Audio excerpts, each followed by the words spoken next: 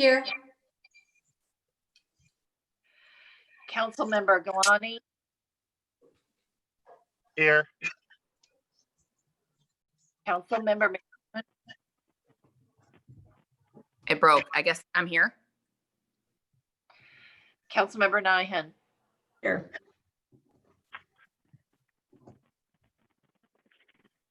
Okay, that's everybody. I will entertain a motion to approve them. she on? I didn't hear for Councilmember Nyhan. Is she on? Yes, I'm here. Okay, thank you.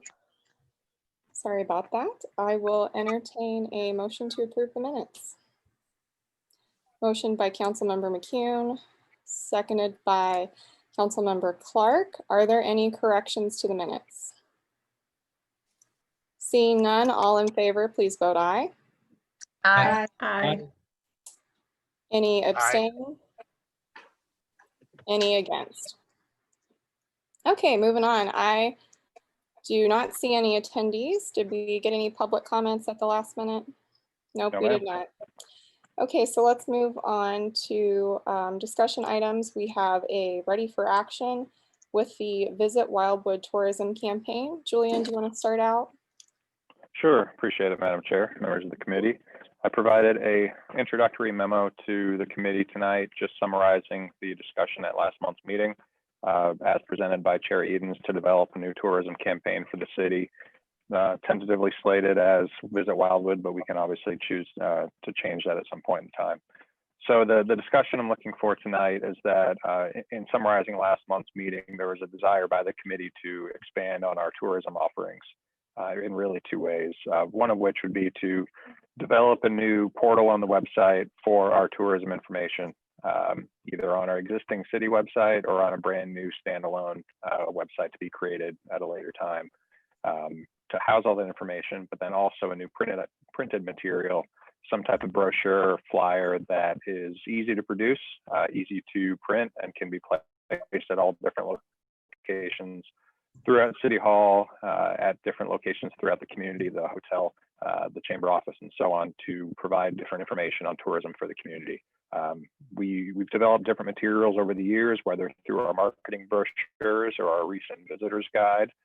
But this effort would be to put all of the tourism information for the city in one location, based off some feedback that Chair Edens had received from vendors at recent events in the city over the last couple of years.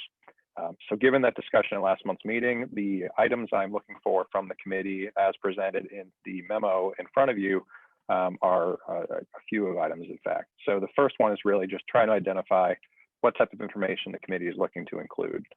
In researching other best practices for tourism websites and other locations, some of the information that Chair Edens had mentioned to be included. This includes anything from the history of the city, restaurants, hotels, shops, entertainment, arts, attractions, something on our equestrian background, special events, and then just some links to different characters such as the city, the WBA, and the chamber. These are pretty standard across the board. Obviously, it depends on which community the specific materials are referencing as far as what their specialties might be. But I wanted to at least put this information out to the committee to see if there was anything we were missing, anything that we want to make sure was included and currently isn't listed, or if we wanted to remove or really focus on certain items to make it a little more streamlined and maybe easy to update. And we can jump into that here in a little bit.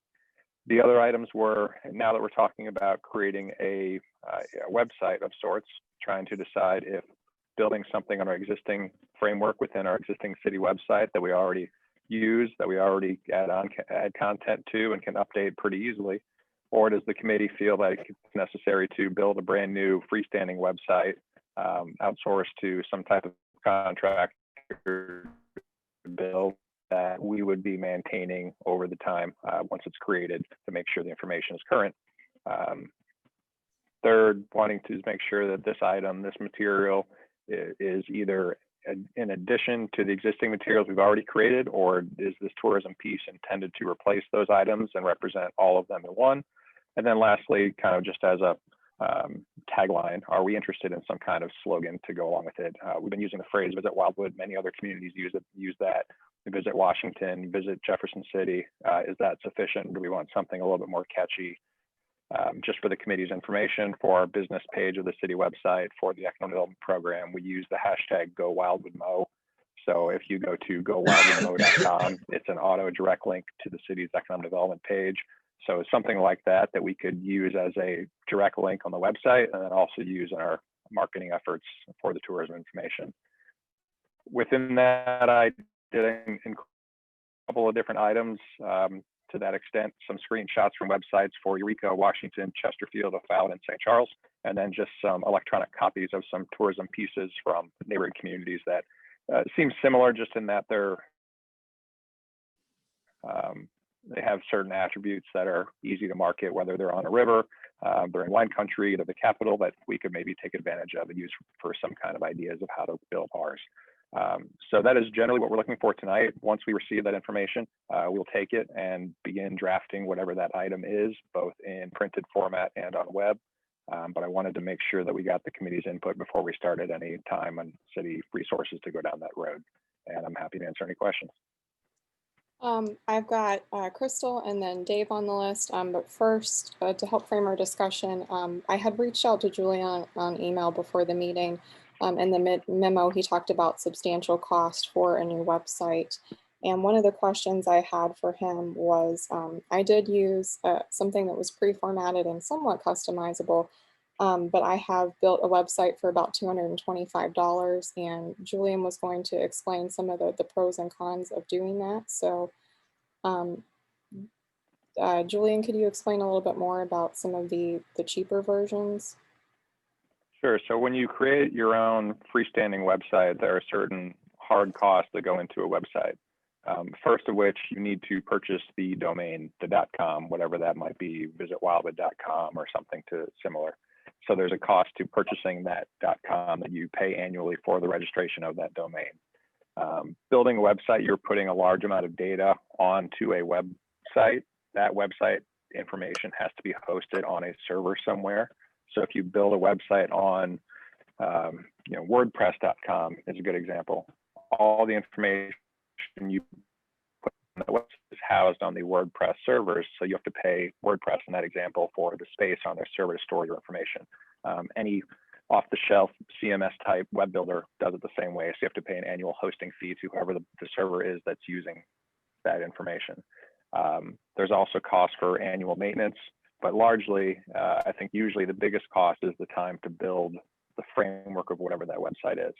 I would say probably about 5 years ago, I worked with a group to build a website for the American Planning Association, and we spent, I believe, $5,000 to $6,000 on a freestanding, brand new, newly designed website. It was using Joomla, which is a pre-built content management system. So they were kind of filling in the blanks, color by numbers, just making things fit within the existing framework, but still the time to build, update, edit, make sure it looked and felt the way we wanted it to look and feel, still took a lot of their time and our time, and it was about a $5,000 to $6,000 investment. As Chair Edens mentioned, there are some cheaper versions. There's the Wix.coms. You can find many of those online that are a very easy kind of web-based click and drag, create your own menus using a pre-built template, nothing new that you can just paste information into. They are cheaper. You're much more restricted in what you can do with it because you're not able to change things. You're just putting information in their existing template. They are cheaper, but then same thing goes when you build a website. The day you post it, it's already outdated. So there's always going to be time, man hours mainly, into updating something you create after the fact. We know within our existing city website, it's a very easy tool to use. We're very comfortable updating our city website using Civic Plus. We've built websites within our overall city website many times, and we can continue to do that. It's definitely cheaper. It's less time intensive for us as city staff. It's not going to look as flashy as a brand new freestanding website, but it is definitely more economic for us to keep costs down and keep time down. In many examples where you see in the examples I provided, whether it was St. Charles or Washington, Visit Washington, Washmo Proud, same thing goes for Visit St. Charles. Usually the body that creates those websites is not the city government itself. It's usually whether it's the chamber for that city or that region's convention visitors bureau. If the city itself is creating that web presence, it's usually built into their existing website, like you see in Eureka, O'Fallon, and Chesterfield. So there's definitely two options. One costs more and requires more time. The other is essentially free, except for our time as staff to build it and maintain it, but it might not look as fancy and flashy as creating a new website might. So there's definitely pros and cons to both that the committee might want to consider.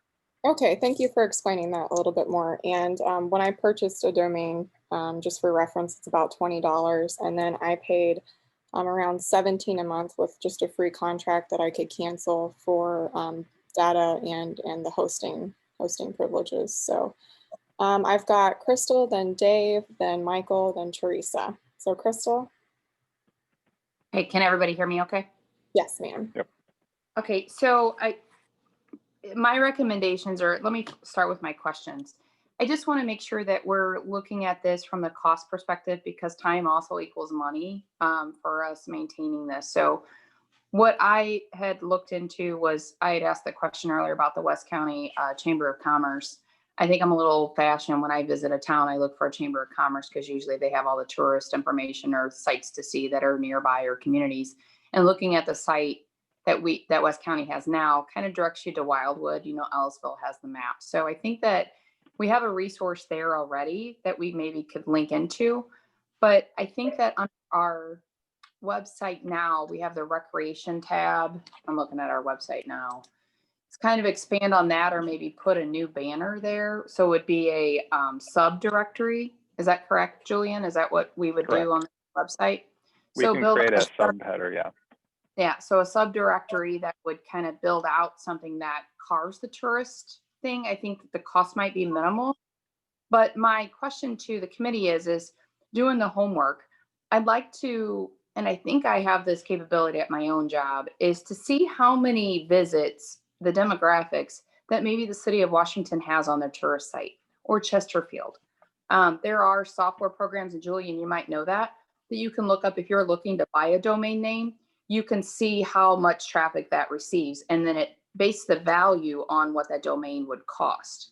So I would want to see, is it popular? Is it not? Like, kind of gauge what's our traffic look like? What's our traffic look like on our main site now under recreation? And then kind of gauge, is there a high interest for the community or not? So I know I'm throwing a lot at you, Julian, but these are my thoughts. I'd like to put it up for discussion. But I think I'm leaning more to the Civic Plus or doing the subdirectory versus a brand new website. And the reason I'm saying that is that from the recent mayor's report of trying to kind of carve down recreation and things like that, you know, from the budget standpoint, I think that we need to just kind of look at this as a whole. So those are my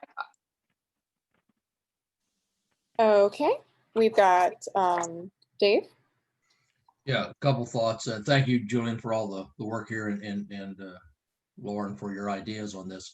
I agree with Crystal. The subdirectory or another portal seems to be the way to go cost wise. But on a more macro level, I'm wondering. I'm thinking we need to make something as easy as possible for somebody who's looking for something to do in Wildwood. And a lot of times on our current website, I think it's a little difficult to navigate sometimes. And if I was a tourist coming into town for whatever reason, and I'm happen to be staying in Wildwood, and I want to know, hey, what can I do this weekend?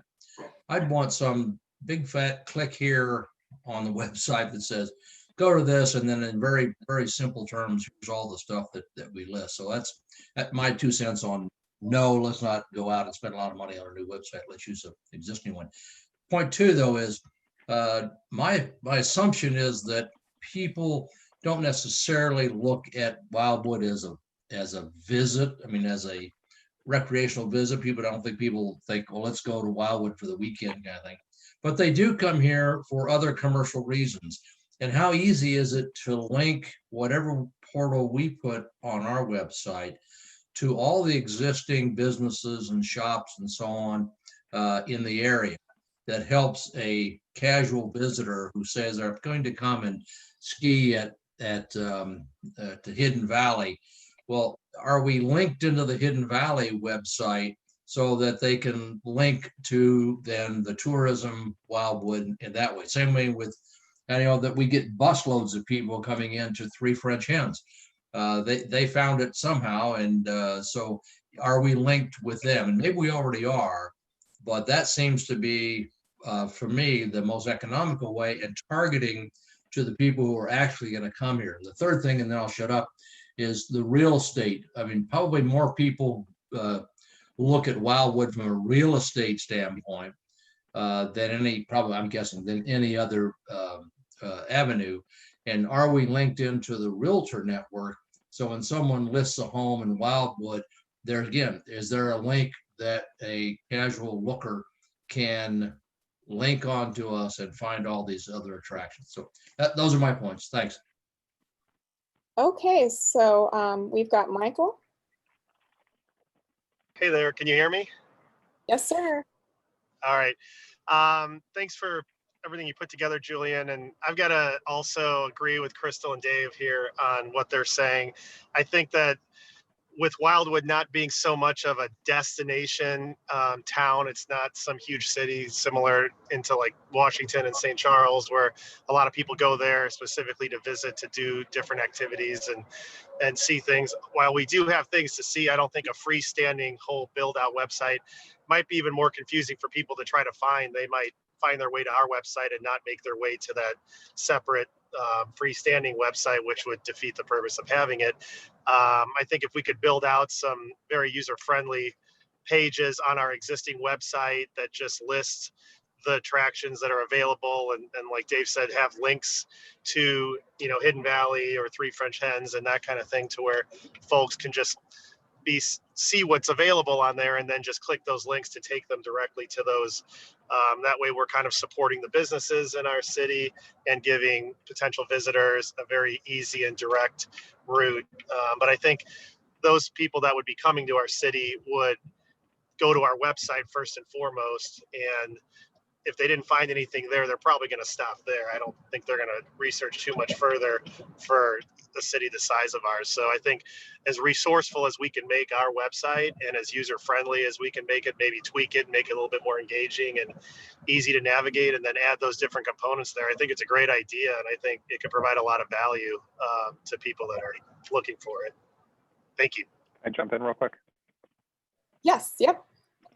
So just to add, even if we build within the framework of our existing website, that makes creating the website and updating it a lot easier, but we can still create a direct web link that takes you to that page. So even if we build within our citywildwood.com/whatever, we can still create a redirect of visitwildwood.com that takes you directly to that page. Or we can create a redirect from citywildwood.com/tourism that takes you to that page. So it can still have its own independent presence, even if it's built within the website we already have. That actually addresses a lot of my concerns. And real quick, before we've got Teresa, does anybody have a problem with all of the items listed under what information is desired under number 1? It sounds like that everybody is kind of okay with what's on the list, including links, pictures, promoting those special events. So I just wanted to make sure we're still directing the conversation. And I'll turn it over to Teresa. Thank you, Madam Chair. I was just going to go down the list and start with type of information. And I think those things that are listed are very important, but I might categorize them a little differently so that it's easier for the person to find what they're looking for. If we had on our website, if we go to a page that says tourists or explore Wildwood or visit Wildwood or whatever we call it, and it has a drop down of the typical things, you know, places to stay, restaurants and entertainment, or nightlife, or parks guide, exploring Wildwood, events, attractions and art and culture, and maybe even a plan your trip that includes something like a map and accessibility for disabilities, and or if somebody wants to have a wedding in a park or different things like that. Just I would have organized this just a little bit differently so it's more typical for what I would see if I am looking at a website to find certain things. And the website itself, I think that's easier and cheaper. I don't hear any cons listed in our pros and cons of keeping it with the with our current website and just having one place to go. I'm older and I don't use the computer like the younger people do. So it takes me longer to find anything on a website unless it's got like, here it is, and here's your drop down. So I think that would keep a lot more range of people involved. The slogan issue, the only one I saw in the packet was the one about horses. What is that? The horse capital of Missouri. And just as a reference point, that was in another meeting, so an idea that we wanted to throw out, not necessarily as a slogan, but it could be. So. It could be, but I think we should think more broadly in the slogan, because that really limits. Not everybody's into horses, and although they're beautiful and they're fun, but it does keep a group of people. So other people might see that and think, oh, that's their slogan, that's mainly what they do there. So I think that maybe we should have it more broad, the slogan be more broad. Okay. That is all I have. Well, I'll just say something. I don't see anybody else on the list. I would support creating something on our webpage that redirects to maybe visit Wildwood or something like that. So something within Civic Plus that's user friendly. Really about combining that information into one place and adding on with business events and things like that we only have on social media, because we do promote different things. It's just spread out to different places. I would add what we might think about is perhaps adding to 5-year goals is as a younger person, there is a benefit to that high gloss, attractive standalone website. And if we can't do it now with budget or in the next couple of years, that's okay, but we might want to think about doing that in the future. And websites like that, I've certainly been to visit St. Charles or discover St. Charles as a standalone website. And when you Google, St. Charles at Christmas, that's one of the first things that pops up. So there's a way to code when you make a separate website by publishing it that allows it to easily be searchable. So I know it was said earlier that it would be hard to find. I actually disagree with that. So we might want to think about that long term, but I think doing this through Civic Plus is fine right now. I see Dave on the list. Yeah, thank you. Sort of a logistics question, Julian. This is a big picture, and we're on top of this, and I think we're headed towards some sort of a motion here. But so what, Julian? What should the motion be that gives you the direction you need to start, this whole process? I would say just to begin building a web presence on the city's existing website, containing the information we've identified in the report provided to the committee, and to explore some type of a visitwildwood.com to take users to that site directly. Lauren, can I make that a motion? Is what Julian just said? Absolutely. Carla, Please. if you got all that. Can we get a second to the motion? Okay, Councilmember Nyhan. Any discussion on the motion? I know we let discussion go on a long time before, but there was a lot of questions in there. So any discussion? Okay, seeing none, all those in favor, please say aye. Aye. Aye. Aye. Any opposed? Any abstain? Okay. I know Michael was going to try to turn his video on to vote, but we already got through that one. So we'll catch you next time. I'm here. I'm good. I have Aye. a question too, Lauren. Yes, Julian. So we talked about the web presence. We didn't really hit on the printed material. And before we do that, just talking about the different information to be included, I would like to take advantage of the 25 years of experience of Mr. Vunich sitting on the call. Since as of last week was his 25th anniversary with the city, I'd like to know what he has seen and what he has heard of what people might consider appealing information to use on a tourism website. And I would say they love the parks maps and the trails maps. So take it away, Joe.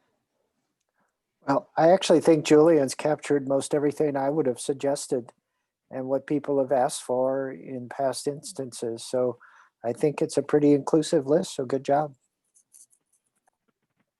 Okay, so in my opinion, we could always put a pin in printed materials till we have something kind of designed for the web page, and then the printed material could mirror that. Or if anyone disagrees, as we can go ahead and make a motion to start that. I mean, Julian, would it be helpful to go ahead and get some cost estimates for next year's budget of what printed material would be?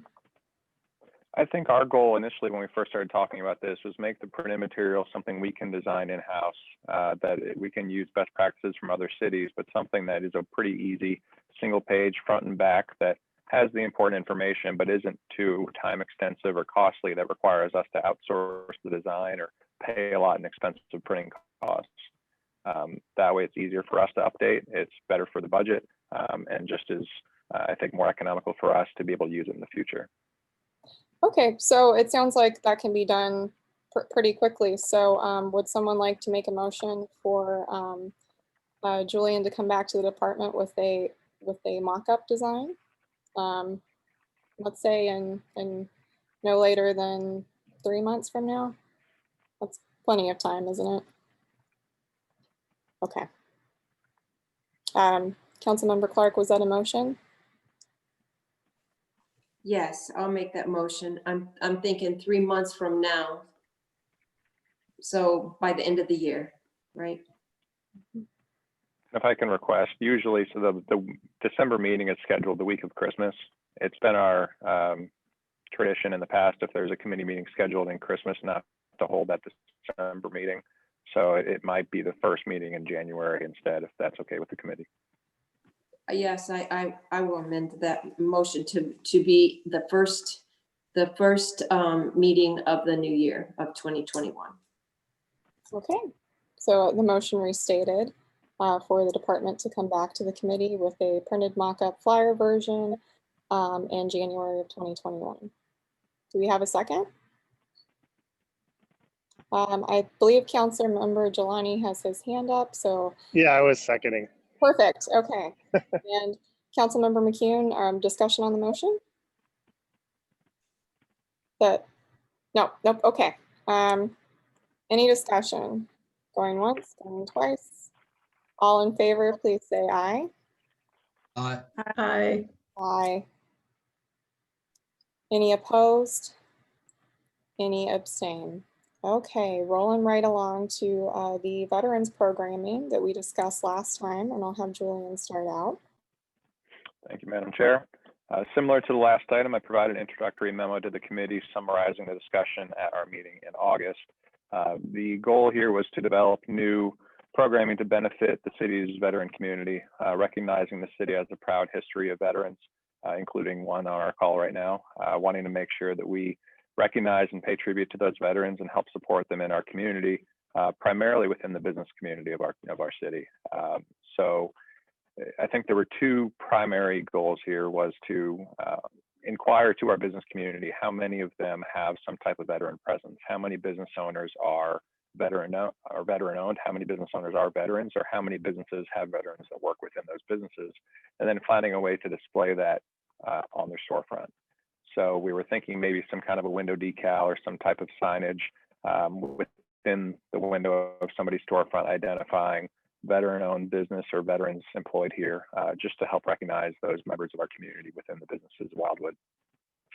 Second, as recommended by Chair Edens at her memo last month, was encouraging those businesses to offer specific veteran programming on their own, whether it's like the Wildwood Family YMCA, as she mentioned, offering heavy membership discounts for veterans, or like Equine Assisted Therapy offers several special events throughout the year, specifically benefiting veterans as well. So in our communication with the business owners, yes, identifying how many have some type of veteran background, but then also encouraging them to develop their own programming. And then separate from that, similar to our last item, creating a portal on the website for veteran information, different types of resources, loans, job training, entrepreneurship that benefit veterans, but then also different types of non-economic resources that veterans might be looking for with healthcare, VA options, and so on. That information for veterans in one new website on the city's page for veteran resources.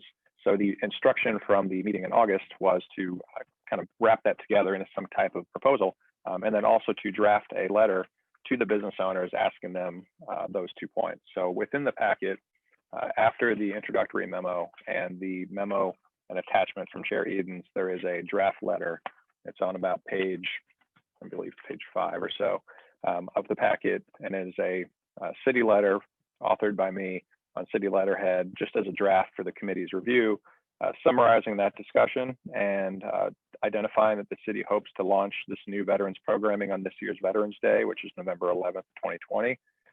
And that at this time, we're asking all wild business owners if they're interested in participating, whether by displaying the specific window decal that benefits their business or developing their own programming to benefit veterans on their own. And then we would take that information and put it into a package on our website. So the request to the committee today is to make sure that this lines up with what all you had discussed and requested at the August meeting, but also get input on this letter so that we can mail it out sooner than later. I did identify on the letter, just using today's date, that we would request a response from the business owners by about a month from tomorrow, which would hopefully give us enough time to pull together that information, get some window decals prepared, and deliver it to the business owners that are interested in displaying them, so that on Veterans Day we can launch that new programming with all those business owners already in hand. So that's the request today, is to take a look at that letter, and I'm happy to answer any questions. I did have one comment and a question, Julian. I thought the letter was great. If we can get the page done with the business resources like loans and also the additional resources done before the letter, wouldn't it be helpful to include a link to the website in the letter? So if they know veterans themselves, or if they are employed or owned by a veteran, that they know it exists. I'm just afraid if we do it in a different order, they won't know to then go to the website to look for those economic resources. If we can't get it done in time before we need to mail the letter, could we put that it's under construction on the website and to please look back?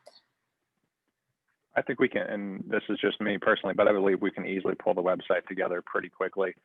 Most of the resources are nothing we're creating ourselves. It's all just pulling best practice from other communities. So we know the resources that are out there from looking at other communities.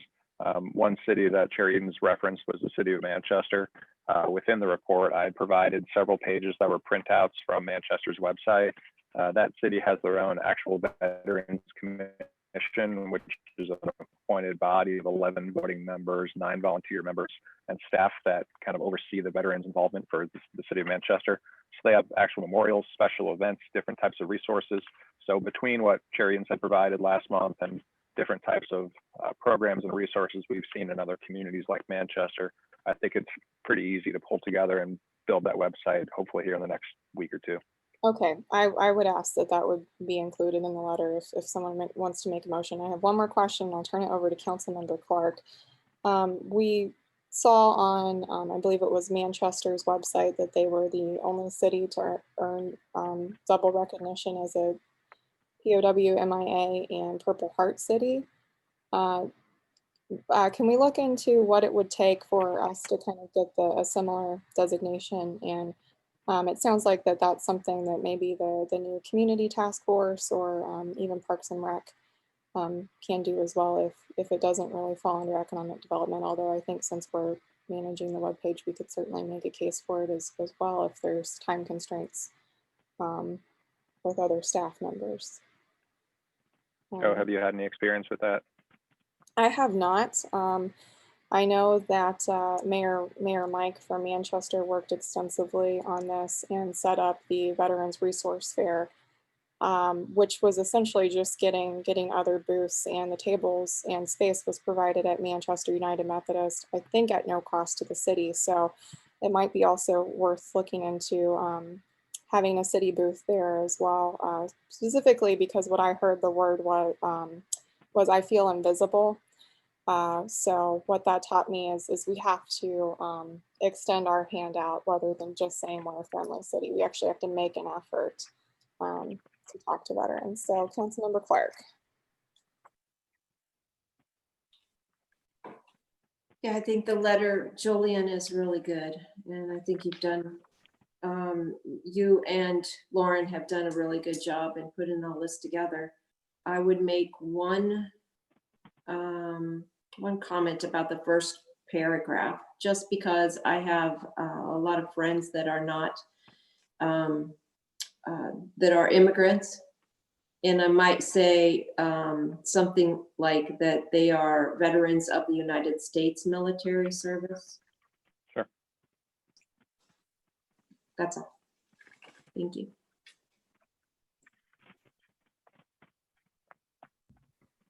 Thank you for that comment. And once again, we have a general, retired general on the line.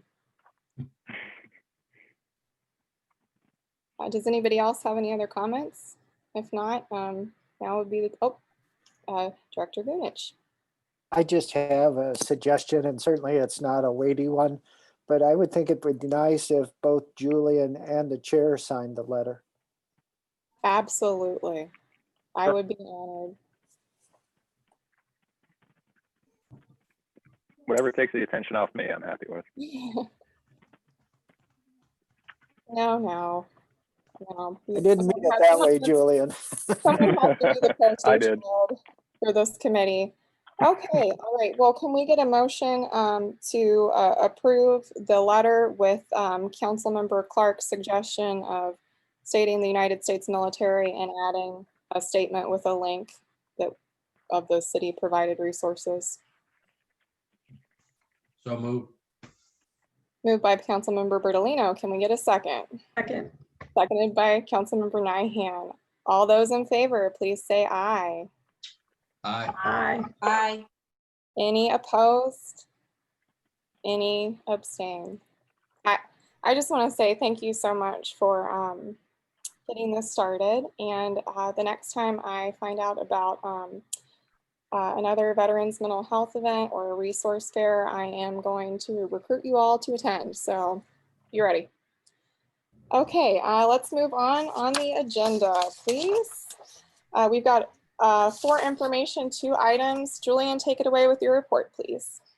Thank you, Madam Chair. As in past meetings, I'm providing my monthly manager's report showing the committee all the new business happenings in town. Definitely with COVID, there's a lot more existing business growth than there is new growth, but I wanted the committee to see all the different groups that are expanding, opening, relocating, just so the committee is aware of all the different happenings around town that usually don't show up on a council agenda. I'm happy to answer any questions about any businesses that are listed on the report, or go through any highlights or answer any questions about anything else that occurred in town as far as new business activity. I have a question. Tracy?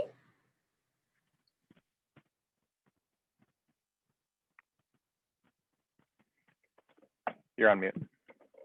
Oh, yeah. Okay, now I'm okay? Yeah. Okay, I'm saying I'm on mute, so it's backwards. I had heard that the Steak and Shake on Manchester was going to become a bread co.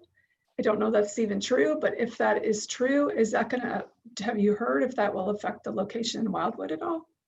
It will not. That is the Steak and Shake in Baldwin, right in front of like Lowe's and Hobby Lobby, that area. So it's the bread co that's in the Winchester strip mall that will be closing and moving into that. Right now, it kind of looks like it's a falling down Steak and Shake, but that is at least 15, 20 minutes away from us. Okay, good. Thank you. Michael? Yes. Hey, Julian, I just had a quick question to ask you. Has there been any interest or any level of enthusiasm or inquiring regarding that former Llewellyn's spot in the Deerbergs shopping Yes. plaza? Yes, there is, and there's a current user that is negotiating lease terms on it as we speak. Gotcha. Is it like a restaurant or similar bar type place, or can't It we is know a yet? restaurant.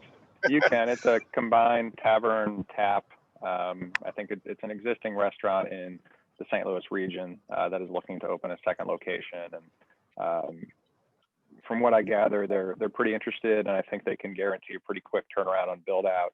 I think if all things considered, they'd like to be open by the end of the year, but it sounds like there's some happenings going on behind the scenes with the Llewellyn's family, but still has some kind of obligation back to the space. So we're working with the representative of the Deerbergs family on the lease side of things, trying to help the potential business owner as well.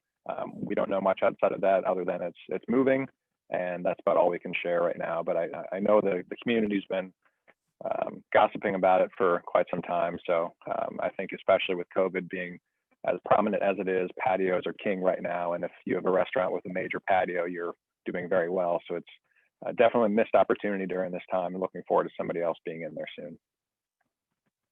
Councilmember Bertolino? Yeah, Julie, Jones, the RL Jones was going to build out more on their property over there next to Wildwood Grill. Is that, I haven't looked in there recently, is that gonna happen or not gonna happen? It is, and Joe can actually give you more of a recent update than I can, but they turned in their final construction plans last week for those two outbuildings. There's two buildings that have yet to be constructed for retail commercial space in front of Wildwood Square. So if you're looking at the shopping center on the right side where 9 Round is, there's 2 grass pads. They're already approved for one 3,600 square foot retail building and one 8,400 square foot retail building. So if you cut them up into 1,200 square foot bays, that could be room for 10 new businesses and 12,000 square feet. They were part of the original site plan when the buildings were first constructed. Just there was not interest at that time for additional retail space. And at this point, the shopping center is completely full to 100% occupancy, to the point that some of the existing tenants have inquired about expanding, and currently there's no room for them to expand. So R.L. Jones is interested now in building those 2 remaining buildings so that some of the existing tenants might have room to grow, and then also allow for new tenants to come in beyond what's already there. And I think Joe might know more than me on that. Not really. He did a fine job.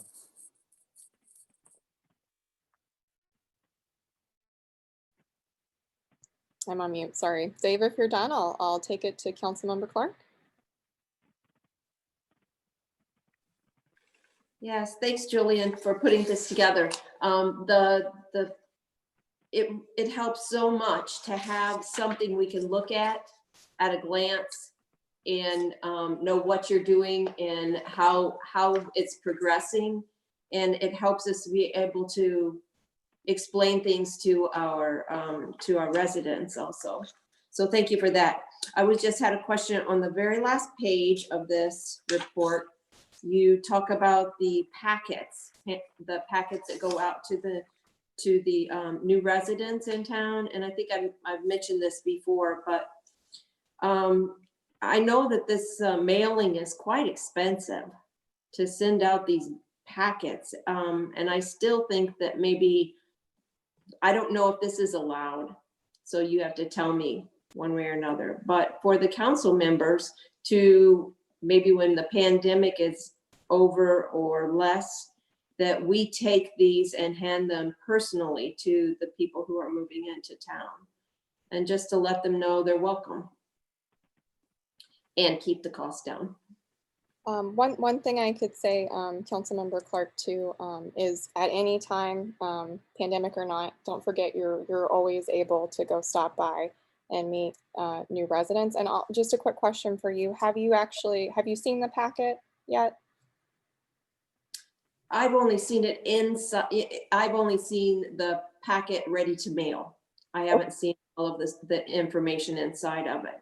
So yeah, it's quite a packet. And it looks like, as a new resident, I would think that would be exciting to get that and go through it and see what all I have in my new town.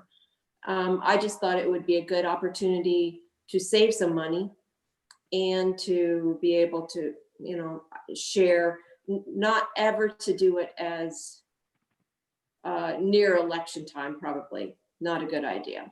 But all the other times of the year, you know, just to do it, just to meet the people that are coming in and interact with them, I think it would be great. I do go and visit the residents anyway, more so without the pandemic, but I still try to go and see people off and on that are having issues or have sent me emails. So it's really nice to get involved with the people and know why they might have an issue or details about their issues. I think those are good points. One thing for the new folks, in the past, there has been a new resident picnic that got canceled this year. And I have made the tail end of it before. So hopefully that will be an option next year. Also, we get along well as a council now, but there may always not be the potential for that. We've certainly had, going back many years, 2 council members from wards that are not talking to one another. So you'd like to think that both council members could go together and deliver a packet, but that's not always the case. So then who gets the packet? So I can see some issues down the road. So I would encourage us to go ahead and keep mailing them. I'll check in with Julian, and then we've got Dave and Crystal. As far as the option to have her or have other council members hand deliver the packets, is that what you'd like response to, Chair Edens? Yeah, we can definitely offer that. I think it's at the decision of this committee and the council as well. Just for your all information, on average, we mail out, as you see this month, there was 120 packets. I think in the 2020 is its own species right now, but usually in most years that are not 2020, you see a larger increase of new residents in spring. It's a pretty steady number around summertime and then falls off in the fall and winter. So in the wintertime, we might average 60 or 70. In the spring, summer might be around 130. So really the sweet spot is about 100 packets a month on average. So it's about 1,200 packets a year. So if you break that down to 8 wards, that's about 10 to 15 packets a month that come around every month that we currently do mail. Because the packet is substantial in size and does include a very varied level of information from the local business community, the weight of the packet does require a pretty hefty postage fee attached to it. So each packet is between, I'd say, $5 and $7 a piece in postage. So if you do 100 packets a month or 1,200 packets a year, it's definitely close to $7,000 each year in postage. So if the committee or if the council is interested in reducing costs, that is definitely a cost that the city incurs that we could look into different ways to deliver the packets without mailing. I'll definitely defer to the committee and the council. We just want to make sure those packets are delivered properly. Ruth at our front desk is our amazing godsend. She handles everything for us as far as packaging and preparing for postage and making sure they're ready to go out to the post office. We just want to make sure that we're not adding on extra work for her beyond what she's already doing, making sure that she can assign the ward IDs to each packet, set them aside in different piles so that each council member has the ability to grab their ward. We want to make sure it's feasible and available for her to complete that work without asking her to take up too much extra time or effort. Okay, and one more question, and then we've got Dave, Crystal, and Michael. Are we budgeting for this next cycle already? Okay, so all right, Councilmember Bertolino. Yeah, thanks. A couple things, Teresa. I have gotten more positive feedback from folks about those packets than probably any single thing that other than the barbecue bash, a few things like that. So I think it's a marvelous tool. I'm glad we use it, and I appreciate Julia and all the work they did to put this together. It's fairly recent. How many years ago, Julia? I don't think we started this just after you came on. So I think it's a very, very positive activity and money well spent. So the other thing I was going to comment on was that Julian, as you know, sends out to all of us the new resident listings every month. And you're right, I get about Ward 5, we get somewhere between 12 and 15 new residents every month. I have started, when Julian started a few years ago, I had my own cards printed up. welcoming them and welcoming new residents and giving them a link to the city website, telling them who I am and who Deborah is, our other council member. I insert a business card. It's just a little photo envelope, 3x6 photo envelope, hand address it and send it off. And so at least I have that contact with every new resident that comes into the ward. So I agree with Lauren. The very unfortunate thing would be that one of these days you'll get another ward council member that will probably bring ethics charges against you if you take more than your share of packets. So I would say, no, let's not do that, unfortunately. Okay, Crystal?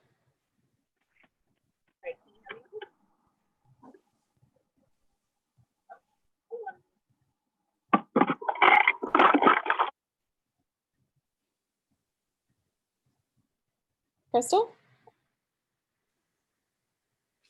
Okay, we'll move on to Michael and we'll see if she can talk in a bit. Okay, can you hear me? Hello? Yes, sir. Can you hear me? Yep. Okay, so I was gonna say, I think the packets are a phenomenal idea, and I've gotten positive feedback in my short time on council as well from folks that have received those packets, and I think it's great to continue sending them out. I do realize the cumbersome nature of how big they are and the cost of doing that. What about invoking local businesses and perhaps getting one or more businesses to sponsor that packet for new residents of the city? Where they could have some type of advertising brochure inside or on top of or whatever it would require to do that. But we can get them, it's a way of allowing local businesses to promote themselves to these new residents as well for the services they offer, but also helps the city subsidize some, if not all of the cost of mailing those packets, or something like that. Julian? I will respond just that currently it is a public service and a city service to these business owners that we are inviting them to include their promotional materials in the packet at no charge. That's part of the appeal to the business owners, that we're inviting them to provide us with printed materials, postcards, flyers, full page sheets that the business owner is responsible for printing and cutting and delivering to City Hall, but we are not charging anything for it. When we first started this in 2017, 2018, there were about 50 to 55 business owners that provided us with items. Now in the middle of COVID, it's closer to 20. But I think part of the appeal to the business owners and why they appreciate it so much is that we're not charging anything for it. We're not making anything off of it. It's just a public service that we as a city are offering to introduce Wildwood businesses to new Wildwood residents. I defer to the committee for any kind of other opinion, but that's just how we've approached it so far. Okay, Michael, do you have any additional comments? No, I understand what he's saying. I wasn't sure how that worked with the city as far as that kind of thing, just because, on the business side of things, typically you always get a sponsor to do that, but I get it from a public service if that's the approach we're taking. I'm just trying to come up with creative ways of subsidizing some of these costs to be able to continue providing services, but without the city having to absorb all of the costs of doing so. Understandable. Councilmember McCune? Yes, again, can you hear me? Yes, ma'am. Okay, thanks. Yeah. I'm gonna turn my camera off so you don't see it. So I love all the comments on this, and I think it's a great idea, and I think there's great emotion and compassion behind this initiative of delivering. So the only thing that I touched on is if we deliver, you can't put them in the mailbox. You'd have to leave them on the porch because we can't put anything in their mailboxes. So that was one hurdle that I identified, delivering a package and not getting an answer. But the one other thing, if this is $5 to $7 for postage, Councilmember Bertolina brought up a good point of handing out a card or something like that. Do you think that it might be, I know we're in COVID, is maybe just reducing the cost of mailing a postcard to the resident, stating that we have a welcome packet for them to pick up, just kind of detailing what it is, and if they're interested, to come up to City Hall, and that gives an opportunity for them to visit us.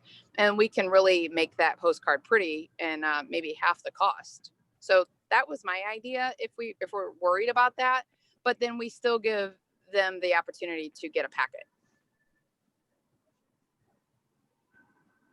Thoughts? So my initial comment is that I think, and I've heard this from some of the residents that have received the packet and some of the business owners who provided items for the packet, is that there's a certain feeling or appreciation when that packet arrives in the mailbox at their door. We take a lot of pride in customizing the design of the look of it, the custom jacket that the packet goes into with the welcome to Wildwood, new resident information, to have the same look and feel of our city calendar in the past with nice city photos, so that it really is a welcoming piece when it shows up in the mailbox. So I think there is a certain desire to maintain that in some way. I think the other side of things is that the welcome packet is intended to introduce Wildwood to people that might not know too much about Wildwood or know too much about St. Louis. You know, these are people that maybe are brand new to the region and don't know that they're even in Wildwood or what there is in St. Louis.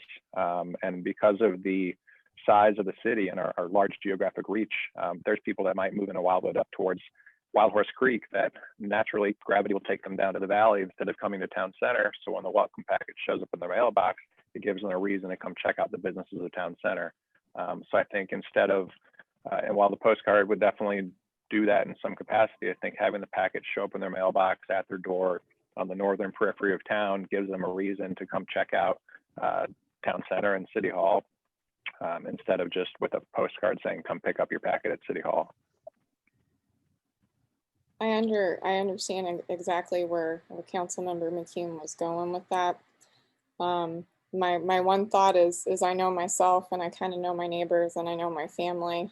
And I have a feeling if we sent a postcard, they would not make the effort to go to City Hall. So that would be the only thing. And it's interesting that a lot more businesses have asked to participate in that because of COVID. So my suggestion would be to continue with the full packet. And if we absolutely would ever have to with the budget, we could always go back to the postcard idea.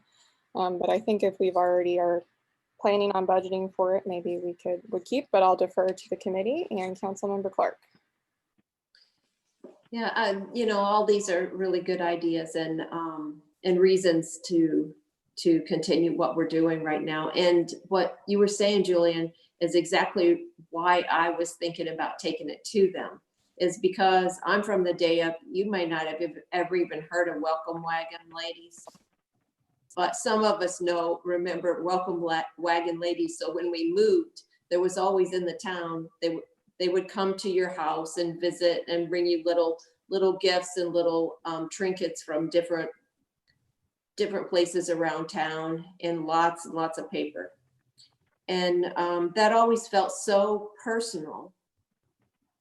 When I was young, married, and you know, with nothing, and those little trinkets meant so much, just moving to a new place. So that's why I was thinking about how personal that feels to get something in the mail or to have somebody come to your door. So I understand, and I guess I would support now, after hearing all of this, just continuing what we're doing.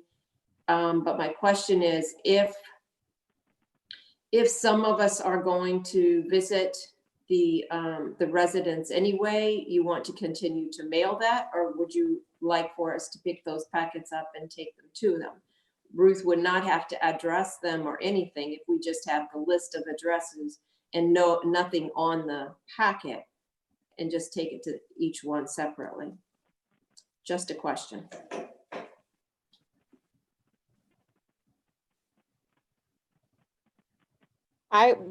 One thought is some of the information, if it included a sale or a promotion from a business, would be time sensitive. So, you know, you're always on the honesty policy that the council member is going to actually deliver it by the date that they're going to state. And I just worry with some of the politics that we've had as a city. I think that if things were different, that would be a normal common sense approach. I just have a couple of flags in my mind, but Councilmember Bertolino. Yeah, I think we keep going the way we are. Again, I repeat myself, but it's a great service, and as Julian points out, it's unexpected and it's welcoming from the city, and I think we got to continue that in an apolitical way. So I think we continue on. If push comes to shove and we go broke next year, but we still want to get the information out, maybe another approach is we develop through one of the other committees that we have, organizations, we have like an ambassador group, not elected officials, but are ambassadors of the city who volunteer to take the packets to the people in their ward or something like that. But that's if we, you know, if we have to shut down City Hall and we have no money left and all that kind of stuff, but which isn't going to happen. So I think we continue the way we are. You know, if we have to do that or the postcard method, I think we've got a new community engagement group that maybe could deliver that if we'd have to. So any other comments? Okay, on anything else? We've got no items ready for action. Julian, do we have anything under other business news and events? No, we do not. I did want to mention on the agenda, if you notice, the next meeting date on Tuesday, October 27th is at 5:30 p.m. That was intentional on the approved 2020 City Council calendar. There's a admin public works meeting at 7 o'clock that same evening. So we've done this for past committee meetings as well, where in order to accommodate 2 meetings in one night, we'll start economic development a little bit earlier and start admin public works a little bit later. So keep that on your calendar that our meeting will start at 5:30 so that any members that sit on our committee and that committee can attend both meetings. I have certainly been late to meetings from being on another meeting. So to the new folks, this is not uncommon, regrettably. So I will certainly be on here till it ends, and then I'll head over to admin after that. Okay, so seeing no additional comments, I would entertain a motion to adjourn. Made by Councilmember Clark. Seconded by Councilmember McCune. All those in favor, please say aye. Aye. Aye. Aye. Any opposed? Any abstain? Okay, well, thank you for a very productive and very cordial meeting. It's a pleasure working with you, and I hope you stay safe. And it looks like I'll see pretty much most of you guys for our meeting tomorrow. Okay. Thanks, everybody. Thanks, Lauren. That's really- Bye. Julian.